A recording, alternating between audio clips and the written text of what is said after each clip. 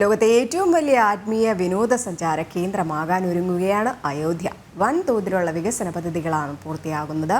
അത്യാധുനിക സാങ്കേതിക വിദ്യയുടെ മികവും അയോധ്യയ്ക്ക് സൗന്ദര്യം പകരുന്നു. 85,000 കോടിയിലധികം രൂപയുടെ വികസന പദ്ധതികളാണ് ശ്രീരാമ ജന്മഭൂമിയിൽ സാക്ഷാത്കരിക്കപ്പെടുന്നത്. ആത്മീയ വിനോദസഞ്ചാര കേന്ദ്രമെന്ന ആശയത്തിലൂന്നിയാണ് വികസന പദ്ധതികൾ നടപ്പിലാക്കുന്നത്. അടുത്തിടെ പ്രധാനമന്ത്രി രാജ്യത്തിന് സമർപ്പിച്ച അത്യാധുനിക സൗകര്യത്തോടെയുള്ള മഹർഷി വാൽമീകി രാജ്യാന്തര വിമാനത്താവളവും ദം റെയിൽവേ സ്റ്റേഷനും ഗതാഗത സംവിധാനത്തിന് മികവുറ്റ ഉദാഹരണങ്ങളായി മാറിക്കഴിഞ്ഞിരിക്കുന്നു.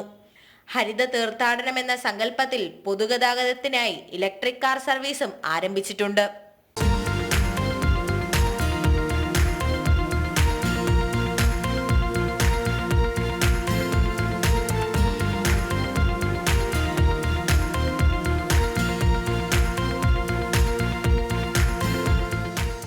അതിഥി മന്ദിരങ്ങൾ, ഹോട്ടലുകൾ, വാണിജ്യ സമുച്ചയങ്ങൾ തുടങ്ങി ഗ്രീൻഫീൽഡ് ടൗൺഷിപ്പ് തുടങ്ങി ലോകത്തെ വിവിധ ഇടങ്ങളിൽ നിന്നുള്ള സഞ്ചാരികൾക്കായി ഒട്ടനവധി പദ്ധതികളും കേന്ദ്ര സംസ്ഥാന സർക്കാരുകളുടെ കീഴിൽ ഇവിടെ തയ്യാറാവുകയാണ്.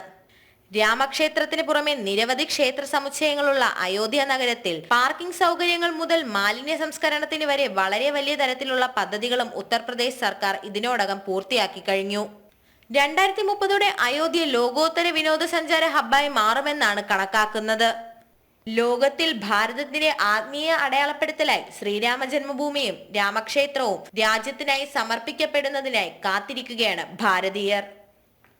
നാഷണൽ ഡെസ്ക്, ജനം.